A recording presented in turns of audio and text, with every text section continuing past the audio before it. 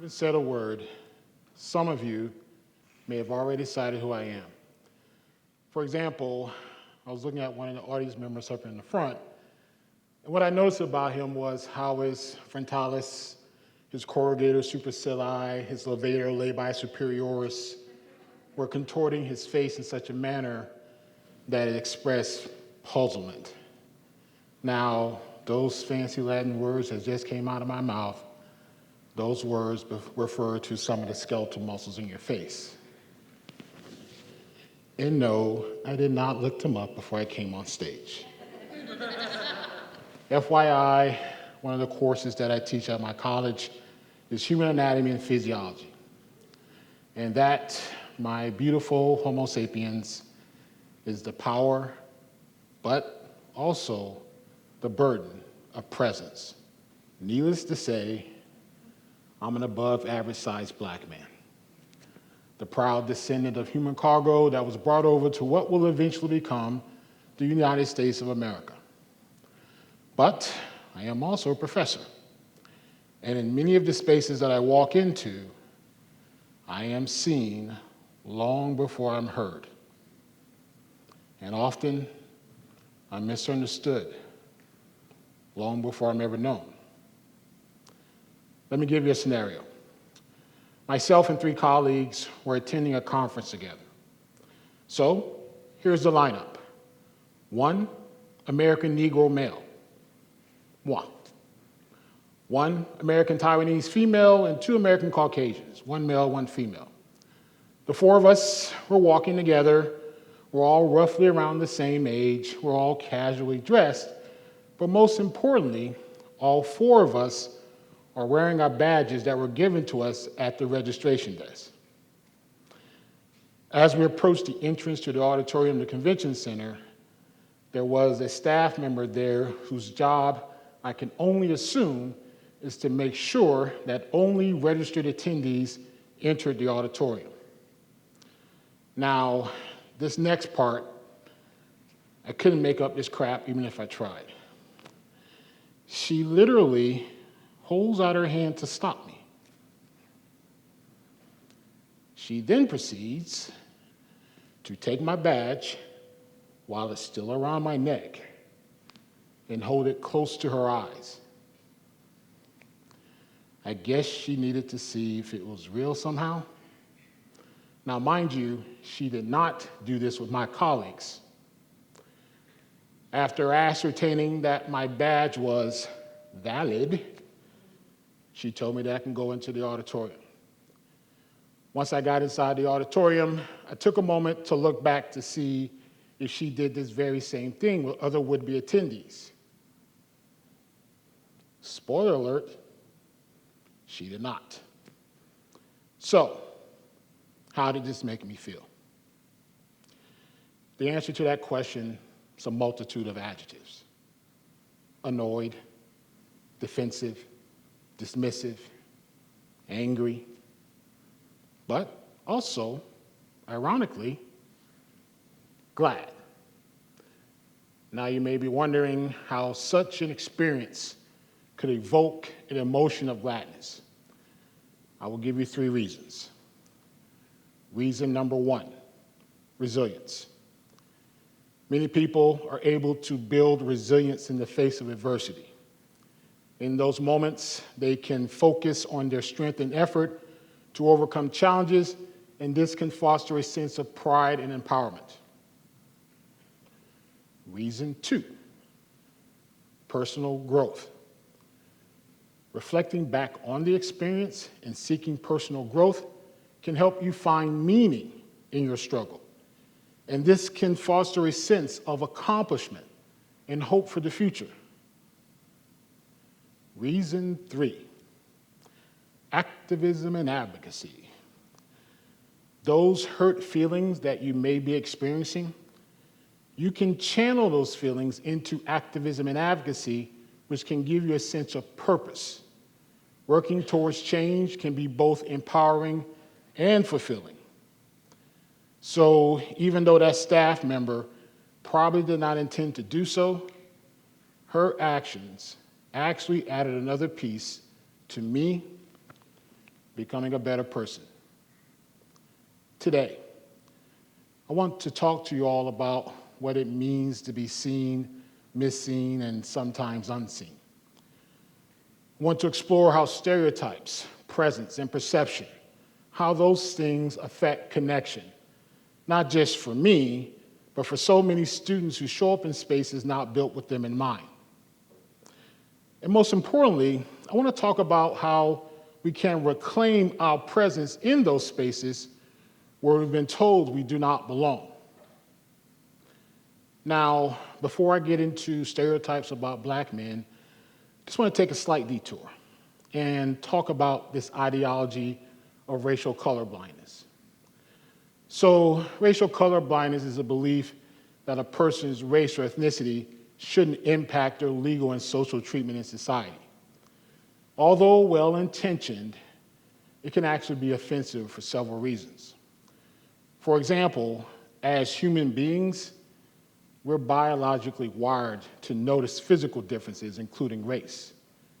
Many studies have shown that people still notice race even when they consciously try not to, and how this perception can lead to unconscious biases. Also, claiming not to see race dismisses the daily realities and negative racial experiences for people of color, for whom race profoundly impacts things like perception, opportunities, and sometimes even income. Lastly, and probably most ironically, by ignoring race, that can actually perpetuate systemic racism. How? It allows individuals to overlook the historical and structural causes of racial inequality, such as the disparities that we see in education, the workplace, and obviously the justice system. Believe me, it is okay to see someone's race or ethnicity. More importantly, to acknowledge it. Just don't use it as a means to judge or make assumptions about a person. Because unfortunately, when you're a black man in America, your body is going to speak long before you do. This reality creates a unique set of challenges. Add size to that equation, and the assumptions grow even heavier. Let me give you a few snapshots. It's the first day of the semester. I walk into the classroom, and a student actually looks up at me and says, "Oh, you're the professor?" Not with excitement, but with confusion and discomfort. Another time in a faculty meeting, one of my colleagues referred to my comments as passionate. Passionate. Nah, man, that's code. I wasn't yelling, I wasn't even emotional, but my presence was translated as intensely as a threat. Now, these are not isolated incidents. These are echoes of a much older story, one where black men are seen as dangerous before they're seen as intelligent, one where our physical presence is often interpreted as a problem that has to be managed rather than a person that should be understood. Numerous peer-reviewed studies have looked at this very issue. Here's one of them. It's a paper by Wilson et al. So this group, they conducted 7 studies, and these studies basically showed that people have a bias to perceive black men as bigger and more physically threatening than white men. This prejudice, this misconception, creates a presence about you before you even say a word.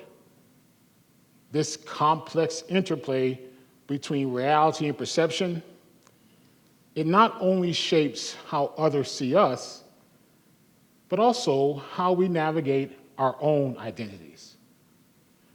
Presence is power.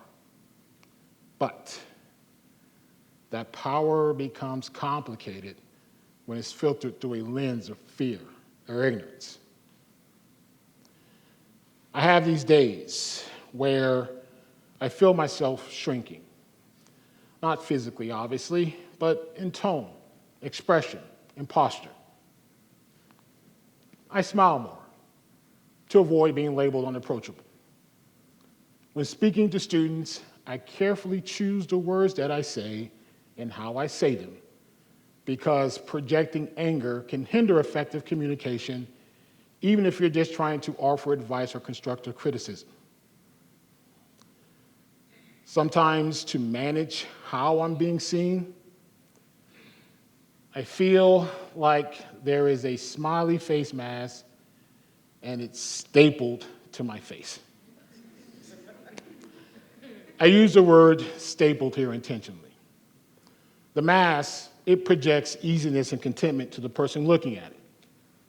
But since it's stapled to my face, it's causing me discomfort and sometimes pain. And yet, in spite of all of that, your presence, it still matters. Because presence, when it's authentic, also has the power to invite connection. That same face or body that others read as threatening can also become a beacon of familiarity for others. That same voice that others assume to be angry can also become a source of encouragement for students who never thought that someone like them could be in charge of the room. Speaking of rooms, let me take you to my classroom. One semester, I had a student. He was quiet, always sitting in the back. But one day, this student came up to me and said something that I'll never forget. He said, "I've never had a professor that looks like you, and that means something." This statement, it wasn't just about identity. It was about possibility. It was about being seen. The classroom, at least for me, it's not just a space to teach content.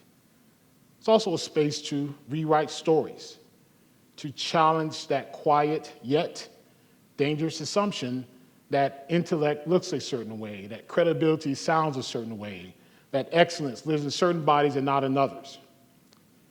Even though I teach biological subjects, there are days where I do talk about race and presence in my class.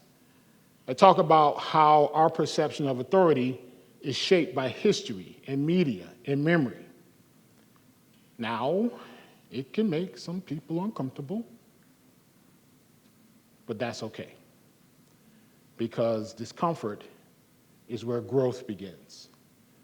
Because when you can create a space for real conversations, something shifts. Students, they start asking better questions. They start seeing themselves and others with greater complexity. They begin to realize that they too also have the right to assume space. I'm sure some of you out there have felt unseen or disconnected in the classroom before. So this next part is for you. Maybe you have been told that you're too quiet, too loud, too emotional, too different. Maybe you sat in the back hoping not to be called upon because the weight of being missing was far heavier than the silence of being ignored. But,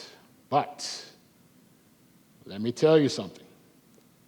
You belong. Not someday, not once you prove yourself, not after you get the degree or speak the right way or make certain people feel comfortable. You belong now. Here is how to reclaim your presence. 1, name what's real. If you feel out of place, you're not imagining it. Don't gaslight yourself into silence. I remember attending a networking event one time where I felt like an outsider. And I felt this way mainly because I was the only black person in a room of about 50 people. Black people make up about 13% of the US population. So, statistically speaking, 50 times 0.13 equals 6.5. So that means there should have been another 6 or 7 black persons in the room. In case you're wondering, this time I did do the calculation before I came on stage. Instead of brushing it off, I acknowledged my discomfort. I realized that it stemmed from a lack of diversity in the room. This awareness, it empowered me to speak up about my experiences instead of gaslighting myself into silence. 2, resist shrinking. You don't have to soften who you are to fit into someone else's mold. I once found myself in a meeting where I felt pressure to conform to the dominant opinions. But instead of softening my voice, I stood firm in my beliefs and shared my unique perspective. When I did this, it felt very liberating to embrace who I was and to also contribute authentically to the conversation. Number 3, reclaim visibility. When you go into a room of people, look for mirrors. If you can't find one, be one.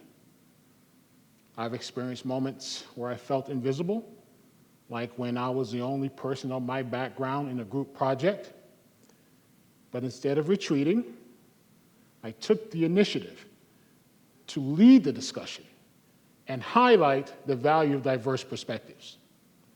By being a visible representation of my identity, I not only reclaimed my presence, but also inspired others to be seen.